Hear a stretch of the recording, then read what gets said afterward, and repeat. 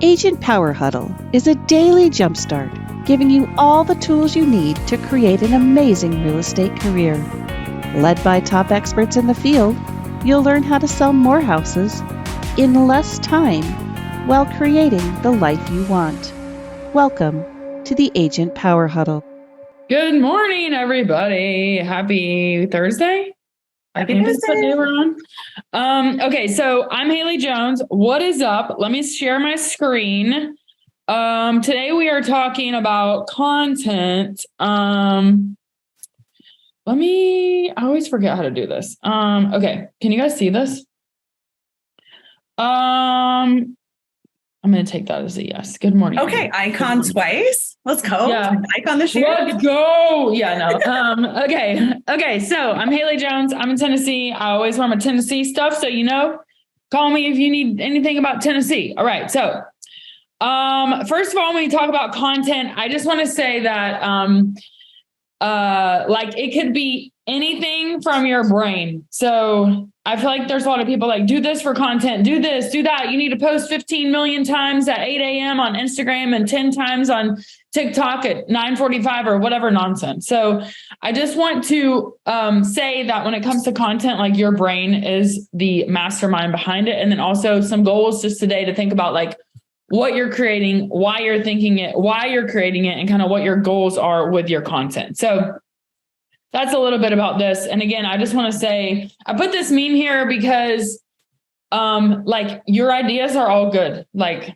you're like, no, they're not all good. But some of them may not be great for content, but the idea is use your brain. That's where the gift is. And so we kind of want to pick out from your brain what's going to be great content based on what you're trying to do. So when I say content, I pulled this definition. I'm going to pull this several times, but the main thing is, what is your purpose? So when we talk about content, it's like, what's the goal? What are we trying to do? And through what channel are we doing it? So another idea about content, this could be newsletters, webinars. It could be literally anything you are creating. So I'm going to speak specifically around more like social media content because that's what I do the most of. But I just want to also say that anything you're creating and putting out is content. And that's a good way to think about that because then that means you can repurpose all of it. So into whatever you're doing. So that being said, when we talk about content, what is your point and what's your purpose in doing it? So these are some things that I brainstormed around why you might be putting content out there. What are some reasons that you're putting content out there, or are you putting content out there? Anyone? Oh, to be a neighborhood. Sorry, I thought it was rhetorical. Oh, you're good. To be a neighborhood expert, but also so that people can learn to like you before they pick up the phone to call you. Okay. They learn that they hate you and don't want to call you. And that's okay too. So attract your people, it sounds like. Yes. For you. And so some people, I think their goal is to stay top of mind, to attract people like what you're saying. Maybe you literally just want to have some online presence. So what that means is you just want to have, if somebody goes to your Facebook, there's something there, but it's not really maybe your main, what you're trying to do. So I'm just saying this because really it all anchors down into why are you putting stuff out there? So for me, when I think about why I'm putting content out there, I want to stay top of mind. I want to connect to past clients. I want my phone to ring, point blank, period. And I also want to have fun. I don't want to be putting out stuff that I don't like, that I think is stupid, all of that. So those are some of my, what's my point when it comes to content. And so again, just want to say we are doing this with a purpose. And I know I keep pointing that out, but I really think that the more we do with purpose, the better the outcome. So when it comes to content, we want to ask, why are we making it in the first place? How do you want someone to feel, to think, or what do you want them to do once they see this piece of content? Do you want them to follow you? Do you want them to comment? Do you want them to call you? Do you just want them to see it and be like, that's funny? Or oh, wow, what is that in that house? That's gross. Or what do you want them to do or feel as a result of what you're putting out there? And in general, this should be specific to who you are, because the idea is the content we're putting out lets people see us and not it should be some sort of value add, like adding your energy to that person. So for me, my goal with content is edutainment. In other words, I want to educate, but I also want to entertain people. And I also want to just be me. In other words, I don't want to be putting out stuff that's like, oh, wow, she's an agent.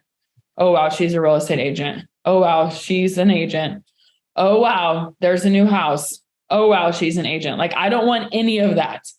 I want it to be fun. I want it to be like, what is she talking about? I want people to connect with me.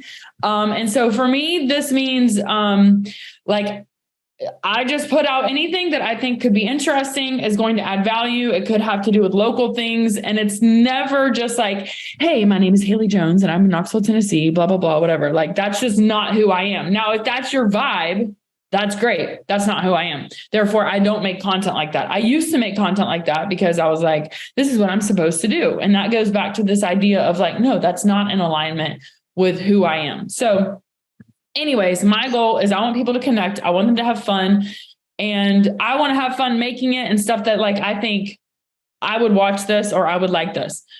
I used to put out like 4 heavily produced videos every month of stuff that I did not even like. They were green screen videos. And I was like, why am I doing this? I don't even like this. I wouldn't even watch this. I think it's boring.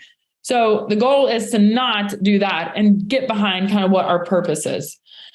So anyways, this is what content for me looks like. And I put this as like a giant hairball because that's what it feels like sometimes. So for me, I do heavy social media content. I do a monthly mailed newsletter. It's an actual paper newsletter. It's fun. There's a game in there. Like, I can share the Canva template that I use. I make it in Canva. I send it to the printer. But it's a mix of like market updates, information for me, like a little inspiration, some sort of like local thing. So that's a monthly newsletter that I make. Every week I go live with a home tour. So that's on YouTube, Facebook Business, Facebook Personal, LinkedIn, IG, and TikTok. I do daily short form videos, and that's basically on every platform. And then also stuff that happens more sporadically are listing videos and brochures and photos. I repurpose all of that. And then when I get home value requests, I make content specific to that person. I email them, I make them a bomb. And then I also send them all that in the mail. So those are some what's happening in terms of like content I'm creating. Any questions around any of that kind of stuff or clarification around what that looks like? Any of that? Question about Canva. Maybe Yes. Now is not the right time because we're talking about content, but I'm curious to learn. I edit in CapCut and InShot currently, if not through TikTok and export, but I tried to edit in Canva and it did not work in my favor. I don't know what I don't edit in Canva. I think it's too clunky, but that's just me. Oh, okay. What are you doing Canva? I thought in Canva, that's where I'm like making graphics or like anything, or also like in Canva, if I do like a green screen, say I'm doing a green screen of something behind me, right? Yeah. Like I'll make that graphic in Canva, but I don't edit in Canva. Like I think it's too clunky, like video wise. But oh my God. Thank you for the idea. I never thought about using Canva as the background for green screen. Thank you. Yeah, well, and then also what's nice about Canva is then you can repurpose all that stuff and put it on Pinterest, which I got to do that more. But like, because once you make a still graphic, just put it on Pinterest. So anyways, that's a side note. Thank you. Side note, anybody else? Any thoughts, questions about this stuff? Okay, so let's talk about where do I get ideas from? This is like a content brainstorm, and all of these sources are free sources. So Google Trends, if you just go and put in Google Trends, give yourself like 20 minutes, maybe 2 hours. I don't know, because you're going to get stuck in there. But this is essentially telling you everything people are searching. So this could be on a global scale, or this, you could go and put your city in. So like I see San Antonio is here. So you could go in and put San Antonio and you can see what people are searching in San Antonio, Texas.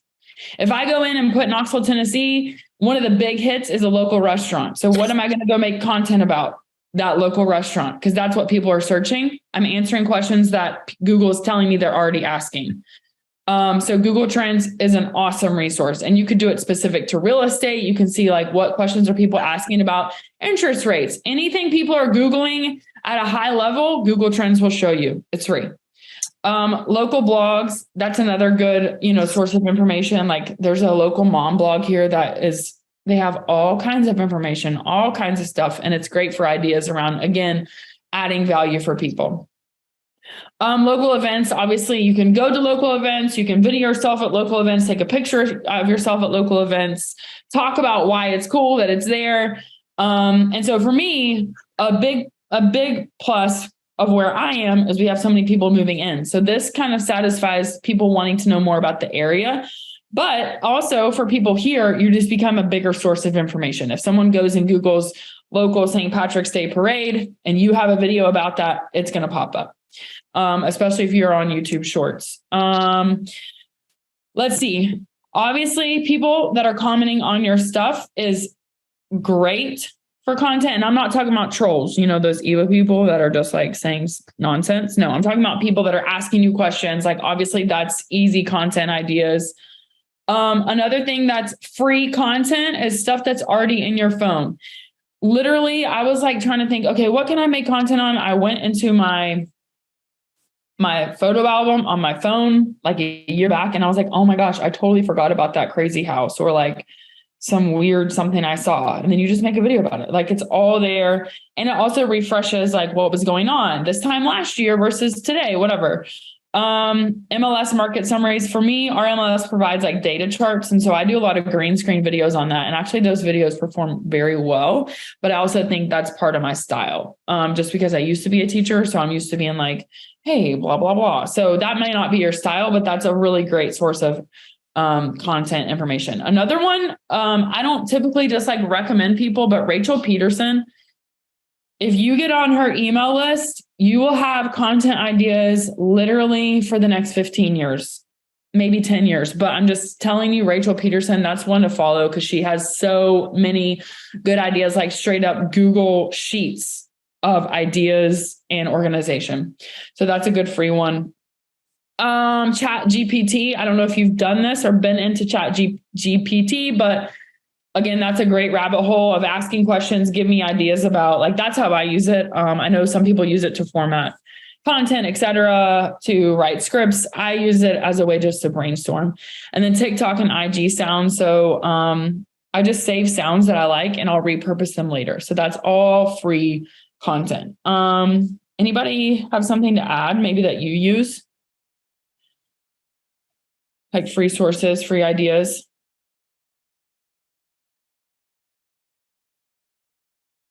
Great. So glad. Thanks for those ideas. I'm just kidding. Okay. I was looking through your list. I'm like, damn, she really has it all. But also controversial. So one of my coach on one of our calls, talking about, like, as an example, sometimes you can't go to all of these places. So if you can take a picture from like the different like pizza places first, right, and then put them on a list and say, like, for me, I'm in the Bay Area. And so I would say, here are the top 5 pizza places in the Bay Area. And then let people get upset because their pizza place is not on there. And then just say something like, do you agree? Or I agree with this list, or here are my favorite choices, or something like that. But the trolls, unfortunately, are the ones that also drive up the views and the engagement, which pushes your videos in the algorithm. But that's my only suggestion, is maybe if you're going to pull info, figure out how to post something that makes people want to respond. Yeah. So make them feel something, basically. I love it. Yeah. I guess I could have said that. Yeah. No, that's good. That's good. And then these are sources that I pay for. So I pay for, it's called Keeping Current Matters. And this is a lot of like market info at a high level. So it's not local, it's nationwide kind of data. I use this a lot, again, for green screen stuff. I use this a lot. They have a lot of like cool graphics that you can repurpose. I pay for that. Coffee and contracts. That's like the bigger arm of Broke Agent Media. I don't know if you've seen the Broke Agent content stuff, but if you want like done for you content, memes, Canva templates, videos, GIFs, like Coffee and Contracts has literally all that. They even have like a quarterly, like, here's all the photos you need to take and videos you need to take for the quarter. And then they map it out for 3 months straight. So if you want like done for you, go there. I use it for ideas. I think a lot of their content is good for like Facebook business and Twitter stuff. Because it's very like, I just think it performs better on those platforms. So I pay for that. Etsy templates, this is a little bit different, but like if you're trying to make something, or say you want some sort of a game or like a lead magnet or whatever, you can go to Etsy and get a lot of ideas around stuff that, to me, like, I love their templates. I love what they have. And there's a lot of just great ideas around like puzzles and word searches and just making stuff fun. I use that a lot for my newsletter. And then Elements and Vado, this is like licensed pictures and sounds and stuff. I put this on there just because you can get another idea about like content that might be helpful or that's in your area, whatever. Passive prospecting, this is my YouTube. And so I pay for kind of their training. And that's where I get a lot of ideas around my YouTube. And then again, I know I mentioned Rachel Peterson free. I also pay for her Talk Academy. And that's all, again, just like ideas around video, TikTok, repurposing and all that. So those are some of my paid sources of content. And then when it comes to content creation, this is everywhere that I'm kind of creating stuff. So Canva, I know we kind of talked about this, but this is where I create like still photos, posts, graphics, any kind of green screen, anything, or if I want something to be like a fluid theme. So like a picture carousel, like I'll go to Canva and create that. Viva Video, this is where I edit videos. It's just an app on my phone. I also edit in TikTok and IG Reels, depending on what the video is. I know there's all kinds of editing apps. I think they're all fine. Just pick the one that you're actually going to use. Snaptic, I use that to take off the TikTok watermark. And I know there's other versions of that to take off watermarks from Instagram. Elements and Vado, again, this is where I pay to have pictures and music and whatnot on my videos that I need the licensing rights for. And then obviously lender collaboration. So that's for like mail stuff that I'm mailing. And then another thing that I use for content creation is called Metricool. And this is a scheduling and analytics platform. It'll also tell you like hashtags. So these are all the different kinds of ways for like what I'm doing around content creation. Let's see. So I just want to also say that my brain is like this hairball, this like red squiggle. And when I first started, it was 100% me doing everything. And now 3 years into being in real estate, I have a team now. Part of that is like getting busy, but also this is what I like doing. I'm not a cold caller. I'm not a door knocker. Like I don't do that. That's not my form of content. Like I'm better on video. I like producing video. And so I like that medium. Therefore, I am 100% all in online. And so for me, this looks like I've, built a team kind of around what I'm doing. So I have a virtual assistant. She does engagement. Kind of like, I don't know if you guys have heard Gary Vee, but he has something called like $1.80 strategy. And so she's going and commenting all day long on people's stuff, people I want to connect with.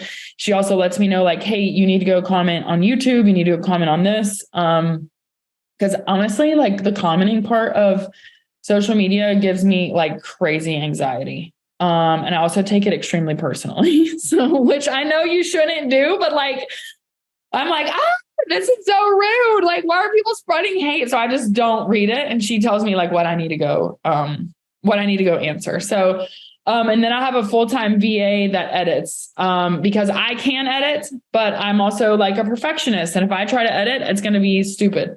It's going to take me forever. And it's a waste of my time. So he does everything. He also is repurposing all of my YouTube. I have a team specifically for YouTube that edits, optimizes, and does my thumbnails. And then also have an SEO person for the back end of my website. And I included this because they're creating like long form posts around what people search. So that's kind of my content team. So I say all that because I want to leave time for questions and just to chat. So again, when we talk about content, the whole reason that we're producing content should have a reason. It shouldn't just be like, I need a post today, so, and put some trash out there. Like, no, this should be entertaining. This should provide value or whatever your goal is. For me, I want to provide value and I want to provide entertainment versus if I want people to engage or I want, whatever, then my content's going to look a little bit different. So it's kind of thinking about how does this fit into your business and what's your point in doing it? And if you hate social media, if it makes you angry and it puts you in a bad headspace, like then do something else. You know what I mean? So this is not like, you have to do this or it's going to make or break your business. Like I firmly believe that it's better to be doing stuff that you feel good about and that you believe is going to work versus like just doing something to do it. So anyways, that's my quick spiel about content, what I'm doing content wise. What questions, thoughts, comments do you guys have? I'd love to kind of open it up and see kind of where your heads are at.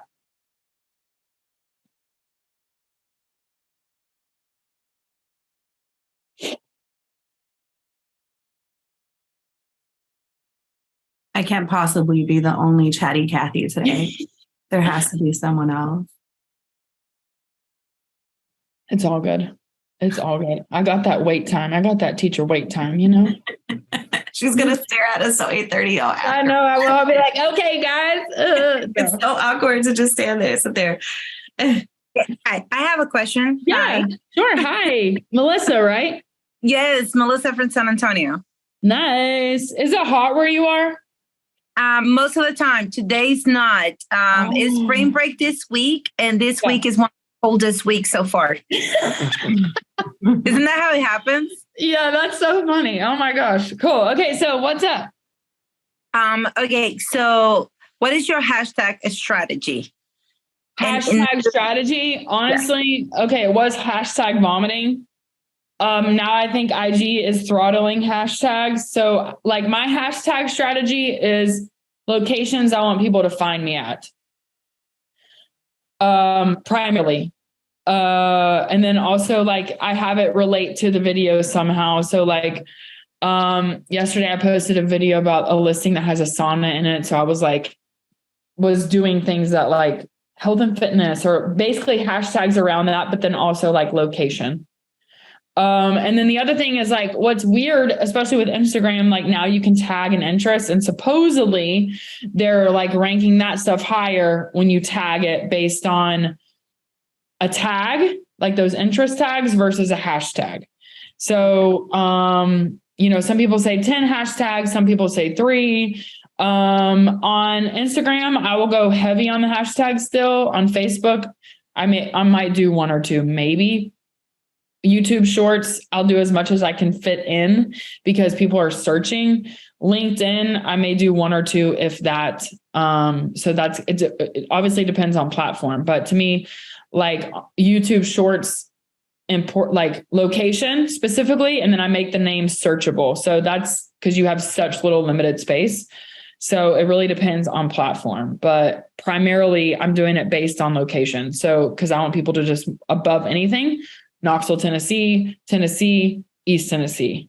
And other than that, what I add has to do specifically to the content typically. Okay. What's your hashtag strategy? I don't have one. The other thing is how I feel. Yeah, no, I got you. Well, and then there's also, so Metricool, this one I was talking about, it actually will tell me like what hashtags to use per, like what are good hashtags. So that's another resource. I have Metricool. Where do you look to see that? Honestly, I just push around until I get there. I don't even remember. All right. It's okay. I'll figure it out. I didn't know they could do that. Yeah, no, it'll give you like the hashtags for whatever, like your top 10 or whatever. Hashtag tracker. That sounds like it. That's right. Yeah. And then another one like Rachel Peterson, she'll tell you all kinds of stuff about hashtags strategy. But I also, what's fresh about hashtags to me is it's always changing. Like the strategy is always ever evolving. And that's what's irritating, especially to me about Instagram is like constantly like, how can we keep up? And so it's always changing because now it's like they're favoring still pictures again. So I'm like, they were trying to keep up with TikTok last year. And now they're like, wait, now what else can we add? Yeah, exactly. Already stolen TikTok. Like, come on, guys. Yes. Yeah. But I mean, the thing is, like, eventually I will say that I dislike engagement myself, which I know is the entire point of social media. But I will say that, like, having my VA go in and engage with people, like, trumps hashtags. It trumps everything. Like, she's like, I've given her, like, this is how to engage, and I've told her how to do it. And, like, this is the voice in which I would say stuff. But honestly, I think that's more important than any hashtags. 100%. Instagram pushes interactions, engagement. That's their biggest thing. TikTok just wants to feed people content. Mm-hmm. Well, and like on TikTok, I pretty much only use hashtags. Like, I don't write anything. I'm just like as many hashtags related to the video as I can do. So I don't know.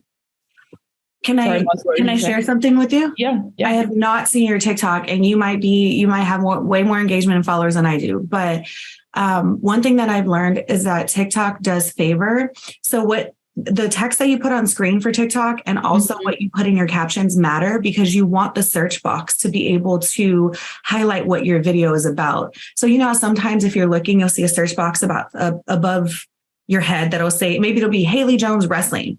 Mm-hmm. It's because the algorithm was able to identify from your text on screen and your caption that video was about that.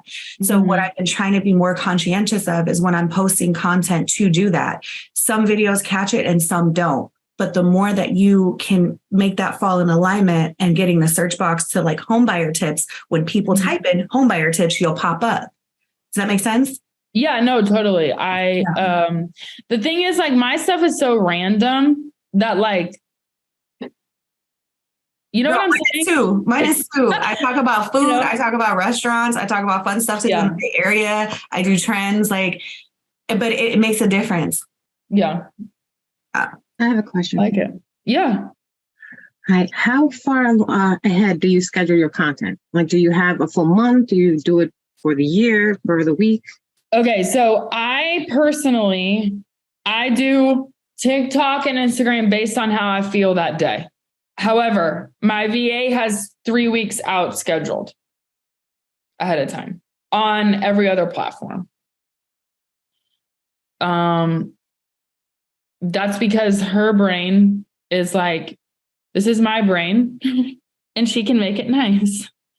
So she takes because I have all this stuff available, and then she takes it and makes sense. Like, I give her the captions, but then she schedules it all out. And then for me, like TikTok, I'm really working on more volume. And so, like, not everything I put on TikTok goes everywhere else, but I also will quickly just make something or repurpose a story. And then Instagram, it depends on, like, again, how I'm feeling that day, what I want to put out. And I'm like another thing that this is like my calendar for when to post on the different platforms. And supposedly, like, so I'm saying this because sometimes I will schedule out, like, my Instagram a couple of days ahead of time and schedule it to go at certain times, but I'm not convinced that actually makes a difference. So that's just a side note about scheduling. Because, like, on Instagram, you can, totally schedule easily, and you can schedule everything in Metricool. But honestly, I like TikTok and I like Instagram, so I focus on those and I let her just do the rest. So, yeah. Can I say something? Yeah, sure. Hi, from Southern California out here. I don't know. Can you see me? I have no makeup on. Roxanne, hi. Hi. First of all, I wanted to acknowledge and thank you very much for letting us off the hook on the things that do not serve us well. I think when we are entrepreneurs and we're working our business, it is, hi, there you are. Hi. It is important that I feel good about the quality of the work. And you are well advanced, way beyond way beyond my capacity right now. But I focused on Facebook and on Instagram, and I did over $400,000 in revenue on Facebook Mostly, yes, mostly for the consistency. Yeah. So I learned little by little as I start to drop more knowledge into by women like you who are giving little droplets of things that we can digest little bit at a time. I have, like this morning, I was doing my, I'm off here. This morning I was doing my content and I was realizing how to add music to certain things, like small little details as I'm starting to get better at that. But I do appreciate you saying that I don't do TikTok. I don't do what LinkedIn. you like. Yeah, I only do those two things and I do them very consistently. And it has rewarded me tremendously for me and my family and my team. So that's just one platform. I have not made a nickel off of Instagram. Not one penny. All of it is off of my personal Facebook page. So I've written down quite a few notes and I'm going to try. Well, and it sounds like you're killing it. I mean, that's what I'm saying. It's like, I think that when we're producing and putting out stuff that's like out of fear or like, oh my gosh, I have to be on this platform, blah, blah, blah. I don't think it does as well than if we just do what we like and we put out like positive energy, good energy, stuff that we can get behind versus like making content just because. Yeah. So, but that's my personal, philosophy or opinion. And personal is who we are. I mean, it's awful to try to be somebody else's model and then be completely miserable about it. Right. I'd rather go slow, steady. The one thing I just want my customers to learn is that there's a muscle that we've developed on our team that they can rely on. It's kind of like, you know that when you buy a Coke here and you buy a Coke in Tennessee, it's going to taste the same. That's the model, that's the product. That's what I'm just trying to get through for myself. So anyway, thank you. Yeah. Thanks for saying that. Yeah. Well, my friends, anybody else? I know we're at our time, but well, happy content making. I hope you guys have a great Thursday and thanks for being here. If you'd like more information or to get connected to the Agent Power Huddle, join our free Facebook group. This call was designed for the agents in our EXP organization, but open to any agent from any brokerage. If you're a guest and you're interested in learning more about EXP or our specific resources within the Agent Collective, reach out to the person who invited you to this call to get more info. Produced by the Agent Collective Media Network.